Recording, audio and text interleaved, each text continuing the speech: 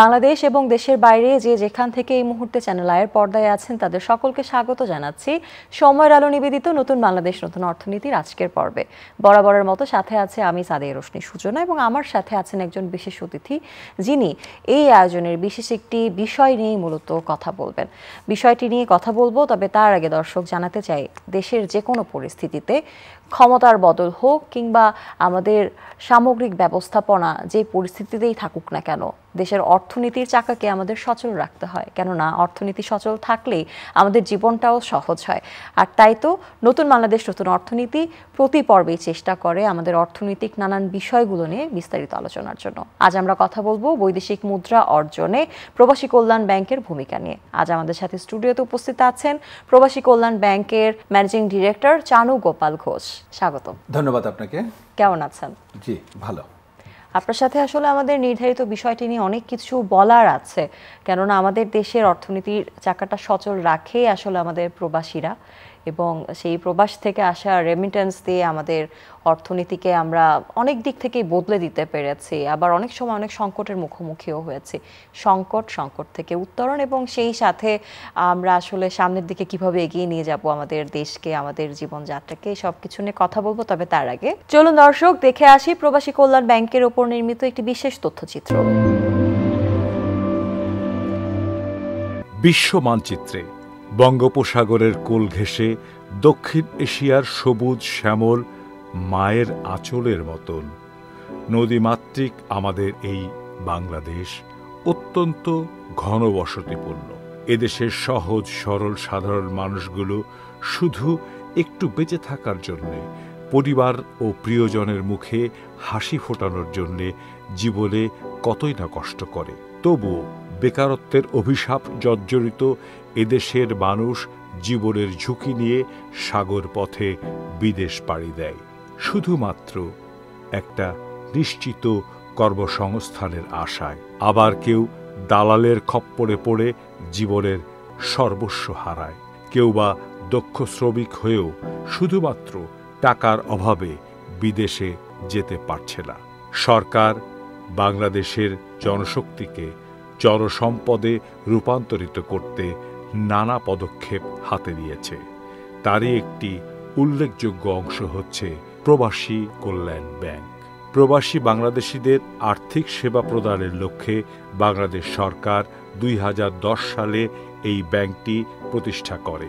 অনুমোদিত মূলধন 500 কোটি টাকা ও পরিশোধিত মূলধন 100 কোটি টাকা নিয়ে ব্যাংক যাত্রা শুরু করে। এই অর্থের 95% এসেছে ওয়েজ আর্নার্স কল্যাণ বোর্ড থেকে এবং বাকি 5% এসেছে বাংলাদেশ সরকারের কাছ থেকে। বর্তমানে ব্যাংকটির অনুমোদিত মূলধন 2000 কোটি টাকা এবং পরিশোধিত মূলধন 1300 কোটি টাকা। অভিবাসীদের সার্বিক কল্যাণের লক্ষ্যে প্রবাসী কল্যাণ ব্যাংক 2011 সাল থেকে কার্যক্রম পরিচালনা করে আসছে। 2018 সালে ব্যাংকটি তফসিল বিশেষায়িত ব্যাংক রূপে বাংলাদেশ ব্যাংকের তালিকাভুক্ত হয়। প্রবাসী কল্যাণ ব্যাংকের প্রতিষ্ঠা লগ্ন থেকে এ পর্যন্ত 2,22,707 জন বিদেশগামী কর্মীকে অভিবাসী ঋণ প্রদান করেছে। ব্যাংকটি 7 কর্মদিবসে অভিবাসন ঋণ মঞ্জুর করে থাকে। এছাড়া বিদেশ ফেরত উল্লেখযোগ্য সংখ্যক কর্মীকে পুনর্বাসন ঋণ প্রদানের মাধ্যমে কর্মসংস্থানে সহায়তা করেছে। প্রবাসী কল্যাণ ব্যাংক দেশের অভ্যন্তরে 64 জেলায় 122টি শাখার মাধ্যমে এর কার্যক্রম চালিয়ে যাচ্ছে। প্রবাসী কল্যাণ ব্যাংকের প্রধান শাখা সহ 122টি শাখা থেকে প্রতিদিন প্রায় 2000 বিদেশ গমন ইচ্ছুক কর্মীর কাছ থেকে রেজিস্ট্রেশন ফি, স্মার্ট কার্ড ফি এবং ওয়েজ আর্নার্স কল্যাণ ফি সংগ্রহ করে থাকে। এছাড়াও বর্তমানে প্রবাসী কল্যাণ ব্যাংক গ্রাহকদের সুবিধার জন্য অনলাইন ব্যাংকিং কার্যক্রম চালু করেছে। প্রবাসী কল্যাণ ব্যাংককে আরও গণমুখী ও জনবান্ধব করার লক্ষ্যে প্রবাসী কল্যাণ ব্যাংকের পরিচালক পর্ষদের মাননীয় চেয়ারম্যান, প্রবাসী কল্যাণ ও বৈদেশিক কর্মসংস্থান মন্ত্রণালয়ের মাননীয় সিনিয়র সচিব জনাব ডক্টর নিয়ামত উল্লাহ ভূঁইয়ার দক্ষতা, যোগ্যতা ও বলিষ্ঠ নির্দেশনায় একের পর এক সফলতা অর্জন করেছে। এছাড়া প্রবাসী কল্যাণ ব্যাংকের ব্যবস্থাপনা পরিচালক জনাব চানু গোপাল ঘোষের সততা, দক্ষতা, যোগ্যতা, আন্তরিকতা ও অক্লান্ত পরিশ্রমের দ্বারা বিভিন্ন ডিজিটাইজেশন কার্যক্রম গ্রহণের মাধ্যমে ব্যাংকটিকে গ্রাহক বান্ধব ব্যাংক রূপে পরিচালনা করার প্রচেষ্টা অব্যাহত রয়েছে। প্রবাসী কল্যাণ ব্যাংকের সাফল্য ও অগ্রযাত্রা বাংলাদেশের বেকারত্ব দূরীকরণে অগ্রণী ভূমিকা রাখবে, পাশাপাশি বাংলাদেশের অর্থনীতিকে আরও সমৃদ্ধশালী করে তুলবে। এটাই প্রত্যাশা সকলের। দর্শক, দেখে এলাম প্রবাসী কল্যাণ ব্যাংকের উপর নির্মিত একটি বিশেষ তথ্যচিত্র। নিশ্চয়ই তথ্যচিত্র থেকে অনেক জিজ্ঞাসার আবির্ভাব হয়েছে এবং সেই সাথে আমাদের সাথে যেহেতু প্রবাসী কল্যাণ ব্যাংকের ম্যানেজিং ডিরেক্টর মিস্টার চানু গোপাল ঘোষ উপস্থিত আছে, তার কাছেই সরাসরি চলে যাচ্ছি। অনেক বিস্তারিত বিষয়ে কথা বলতে চাই, তার আগে এটা জানতে হবে যে প্রবাসী কল্যাণ ব্যাংক আসলে যাত্রা শুরু করেছিল কিভাবে, তারা কি উদ্দেশ্য নিয়ে যাত্রা শুরু করেছিল, বর্তমানে তাদের পরিস্থিতি কি, এবং আসলেই আমরা কতখানি রাষ্ট্রকে অর্থনীতিকে এগিয়ে নিতে ভূমিকা রাখতে পারছি। প্রবাসী কল্যাণ ব্যাংক 2010 সালে 55 নম্বর আইন বলে প্রতিষ্ঠিত হয়েছে, বাট এর কার্যক্রম শুরু হয়েছে 2011 সালে এবং 2018 সালের জুলাই মাস থেকে এই ব্যাংকটি বাংলাদেশ ব্যাংকের তফসিলভুক্ত বিশেষায়িত ব্যাংক হিসাবে তালিকাভুক্ত হয়েছে। এই ব্যাংকটি প্রতিষ্ঠা করার যে মূল উদ্দেশ্য সেটা হচ্ছে আমাদের যে শ্রম যে জনগোষ্ঠী আছে, কর্মক্ষম জনগোষ্ঠী আছে, যারা বেকার অবস্থায় বাংলাদেশে আছেন, এখানে তেমন কোনো কর্মে নিযুক্ত হতে পারছেন না, বা যারা স্পেশাল স্কিলড অর্জন করেছেন তারা যে বিদেশে যাবেন, সেই বিদেশে যাওয়ার ক্ষেত্রে তাদের আর্থিক সহায়তা প্রদান করা, এটা হচ্ছে আমাদের প্রাইম অবজেক্টিভ। এটাকে আমরা বলি অভিবাসন ঋণ। এর বাইরে হচ্ছে যারা বিদেশে বহু বছর কর্ম করে ফেরত এসেছেন তাদেরকে পুনর্বাসন করা, এটাও আমাদের একটা অবজেক্টিভস।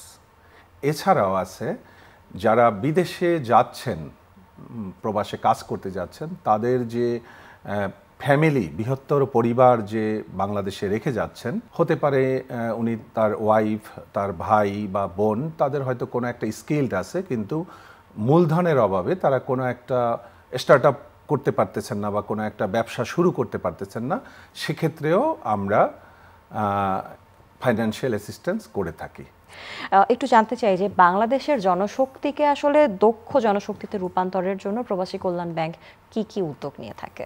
আমি আগেও যেটা বলেছি যে আমরা আসলে প্রবাসী কল্যাণ ও বৈদেশিক কর্মসংস্থান মন্ত্রণালয়ের একটি দপ্তর সংস্থা, তেমনি এই মন্ত্রণালয়ের আরেকটি দপ্তর সংস্থা আছে বিএমইটি, যারা আসলে বাংলাদেশের মানুষকে ট্রেনিংয়ের মাধ্যমে একটা দক্ষ কর্মশক্তিতে রূপান্তর করে থাকেন। এই রোলটা ওনারা প্লে করেন। তো এই মানুষটা যখন দক্ষ হয় বা বিদেশে যাওয়ার বা কোনো একটা কাজের উপযোগী হয় এবং উনি একটা ভিসা সংগ্রহ করেন, বিএমইটি থেকে একটা ছাড়পত্র সংগ্রহ করেন, আমরা আসলে তখন তাকে বিদেশে যাতে যেতে পারেন সেই বিদেশে যাওয়ার ক্ষেত্রে তাকে আমরা ফাইন্যান্সিয়ালি অ্যাসিস্ট করি। যেমন সেইটা হচ্ছে, সেই প্রোডাক্টটার নাম হচ্ছে আমাদের অভিবাসন ঋণ। সেটা খুবই সহজ শর্তে একজন মানুষ কোনো রকম জামানত ছাড়াই আপনার 8% সুদে 3 বছর মেয়াদে 3 লক্ষ টাকা খুবই সহজ শর্তে স্বল্প সময়ের মধ্যে পেয়ে থাকে। বাংলাদেশ থেকে প্রতি বছর নিয়ার অ্যাবাউট 10 থেকে 11 বা 12 লক্ষ লোক বিদেশে যায়। এখনও পর্যন্ত প্রবাসী কল্যাণ ব্যাংকে জেনুইন ডকুমেন্ট দিয়ে ঋণের আবেদন করেছেন বিদেশে যাওয়ার জন্য, একজন কাস্টমারও কিন্তু আমাদের কাছ থেকে ফেরত যান নাই। তো সেই ক্ষেত্রে আমি বলবো যে এই 11-12 লাখের হয়তো সবারই ঋণের প্রয়োজন নাই, অনেকে হয়তো নিজেরাই ম্যানেজ করতে পারেন, আবার অনেকে না জানার কারণে আমাদের কাছে আসতে এই যে পারতেছেন না না। জানার কারণের একটা বিষয়, এবং আপনি বলছিলেন যে প্রচারের একটা অভাব হয়তো বা আছে, ঘাটতি আছে, এই কারণে আমরা সঠিক তথ্যটা পৌঁছাতে পারছি না। তবে আমার বিশ্বাস এই মুহূর্তে চ্যানেল আয়ের পর্দায় আমাদেরকে দর্শকরা দেখছেন, ধন্যবাদ। হয়তো বা কোনো না কোনো ভাই বসে দেখছেন যিনি বিদেশে যেতে চান। আপনি যদি তার জন্য একটু বলে দিতেন যে সে কোন পদ্ধতিতে অ্যাপ্লাই করবে, আবেদনটা কোন পদ্ধতিতে করলে তার কোনো রিজেকশন খেতে হবে না, বা তার জামানতের জন্য তাকে ঠিক কি কি রাখতে হবে, যদি সামান্য হিন্টস দিতে পারি আমার মনে হয় আমরা প্রবাসী ভাইদের এই সংকটটা কিছুটা হলেও কমাতে পারবো। এই ব্যাংকের অভিবাসন ঋণের পদ্ধতি অত্যন্ত সহজ। একেবারেই সিম্পল কিছু ডকুমেন্টস লাগে, যেমন 3 কপি ছবি লাগে, তারপরে এনআইডি কার্ডের একটা ফটোকপি লাগে, তারপরে ওনার যে পাসপোর্ট সেই পাসপোর্টের একটা ফটোকপি লাগে, এবং বিএমইটির একটা ছাড়পত্র লাগে। এই হচ্ছে রিকোয়ার্ড ডকুমেন্ট। বিএমইটির ছাড়পত্রটা কি? বিএমইটি ছাড়পত্র হচ্ছে, আপনি জানেন যে জনশক্তি যে একটা ব্যুরো আছে, হ্যাঁ, ওনারা একটা ছাড়পত্র দেয়, এটাকে আমরা বিএমইটি ছাড়পত্র বলি। সেই ছাড়পত্রটা আমাদের কাছে সাবমিট করতে হয়, এবং আপনি শুনলে ভালো লাগবে যে আমরা খুব দ্রুত এই কাগজপত্রগুলির ভ্যালিডিটি চেক করে ফেলতে পারি। যেমন আপনি যখন এনআইডি কার্ডটা দিচ্ছেন, আমার এনআইডি কার্ডের যে অথরিটি, ওনাদের সাথে আমার ব্যাংকের চুক্তি আছে।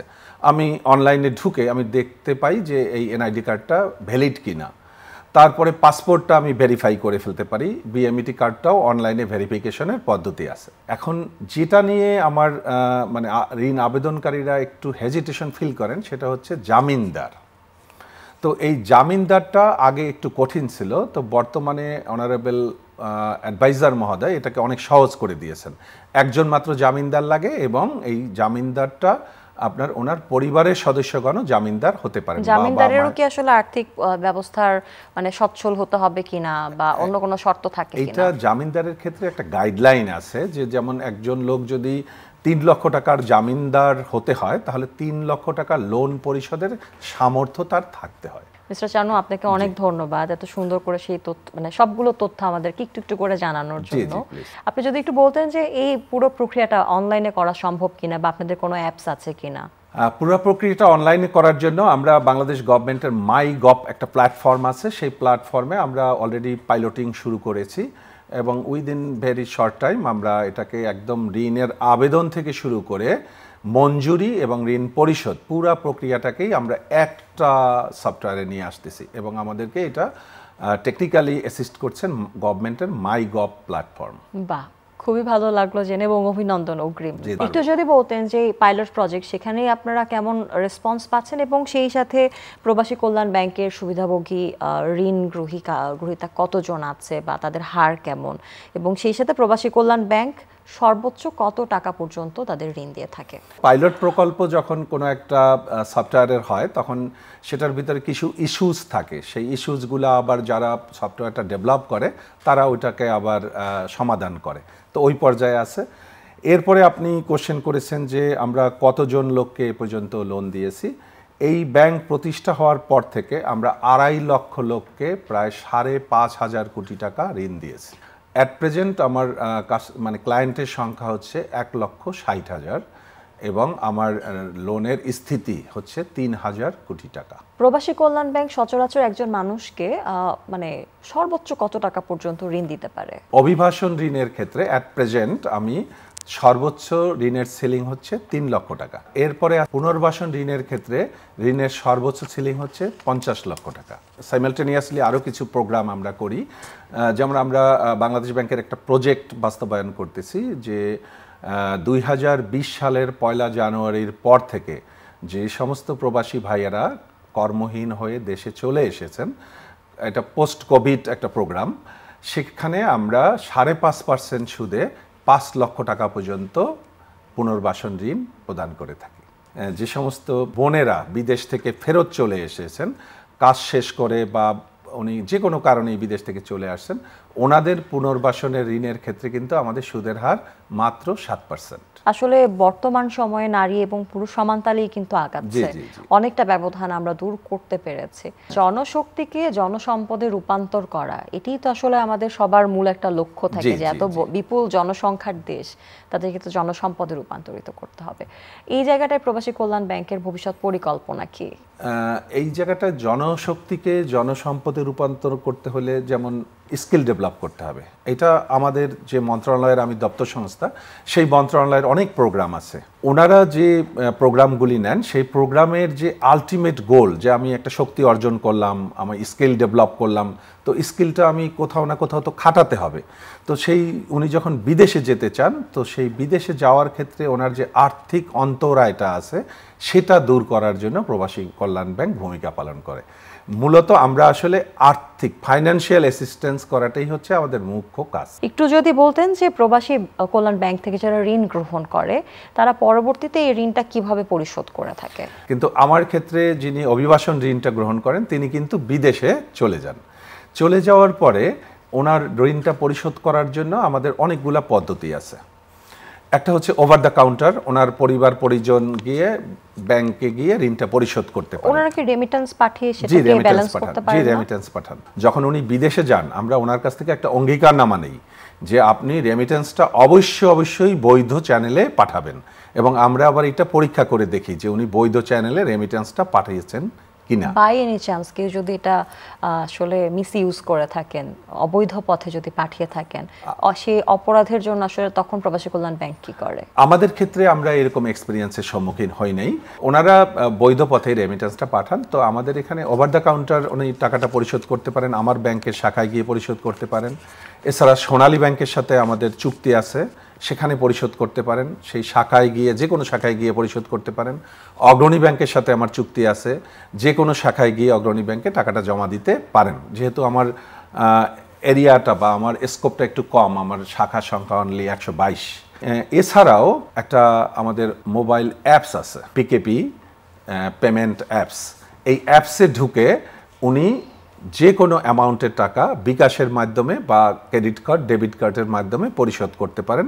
এবং আপনি শুনলে খুশি হবেন, এটা রিয়েল টাইম। এবং সোনালী ব্যাংকের সাথে আমাদের এপিআই করা আছে, ওখানে জমা দেওয়ার সাথে সাথে আমার সিবিএস হিট করে এবং আমার অ্যাকাউন্টে সংশ্লিষ্ট অ্যাকাউন্টে চলে আসে। প্রবাসী কল্যাণ ব্যাংককে ঘিরে এবার একটু জানতে চাই যে বর্তমানে বাংলাদেশে প্রবাসী কল্যাণ ব্যাংকের শাখা কতগুলো আছে, এবং তার এই ব্যাংকটি কি বিদেশে কোনো শাখা রেখেছে কিনা? এখনো পর্যন্ত আমাদের প্রবাসে আমরা কোনো শাখা ওপেন করি নাই, কিন্তু আমাদের চার্টারে বলা আছে আমাদের যখন প্রয়োজন হবে তখন আমরা এটা করতে পারবো। আচ্ছা, আপনাদের ক্লাসিফাইড ঋণের সংখ্যাটা আসলে কত? আমাদের ক্লাসিফাইড ঋণ সিঙ্গেল ডিজিট, হ্যাঁ সিঙ্গেল ডিজিট। আপনার 2023 পর্যন্ত সিঙ্গেল ডিজিটই ছিল। এবং আপনি জানেন যে সম্প্রতি ক্লাসিফাইড ঋণের সংজ্ঞাগত কিছু পরিবর্তন হয়েছে। এই পরিবর্তন হওয়ার কারণে বর্তমান যে অর্থবছর সেখানে আমাদের শ্রেণীকৃত ঋণ কিছুটা বেড়ে গিয়েছে। আমাদের যারা ক্লায়েন্ট, আমার প্রবাসী ভাইয়েরা হয়তো বিভিন্ন কারণে স্বল্প মেয়াদে ওনারা হয়তো ঋণের কিস্তি পরিশোধে একটু প্রবলেমের সম্মুখীন হন। কারণ আপনি জানেন একটা মানুষ বিদেশে গেল, গিয়েই সাথে সাথে কিস্তি পরিশোধ করার মতো অবস্থায় হয়তো উনি নাও পড়তে পারেন, হয়তো ওনার কাজ পেতে একটু সময় লেগে গেল, বা যে কাজের জন্য উনি গেছেন হয়তো এক্স্যাক্টলি সেই কাজটার সাথে উনি যুক্ত হতে পারলেন না। আচ্ছা, এরকম যদি কোনো জটিলতায় তারা পড়ে থাকেন এবং তারা যদি সেটা আপনাদেরকে ইনফর্ম করেন, সেক্ষেত্রে আপনারা এই ব্যাপারটাকে কতখানি শিথিলতার সাথে দেখেন? শিথিলতা মিন্স আমি যেটা বলতে চাচ্ছিলাম যে স্বল্প মেয়াদে আমাদের প্রবাসী ভাইয়ারা হয়তো কিছু কিছু ঋণের কিস্তি খেলাপি হয়ে যান, but in the long run বা দীর্ঘমেয়াদে সবাই কিন্তু আমাদের ঋণটা পরিশোধ করে থাকেন। হ্যাঁ, এটা একটা খুব ভালো দিক আমি মনে করি আমাদের। আর যদি কেউ প্রকৃতপক্ষেই বিদেশে গিয়ে একটু অবনক্সাস পজিশনে পড়ে যান বিভিন্ন কারণে, সেক্ষেত্রে আমরা কিন্তু সহজ শর্তে ঋণ রিশিডিউলের ব্যবস্থা রেখেছি। এটার সাথে আমি আরেকটু অ্যাড করতে চাই, যেমন আমাদের একটা ঋণ ঝুঁকি আচ্ছাদন স্কিম নামে একটা স্কিম আছে। এটা খুবই বড়োয়ার ফ্রেন্ডলি একটা স্কিম।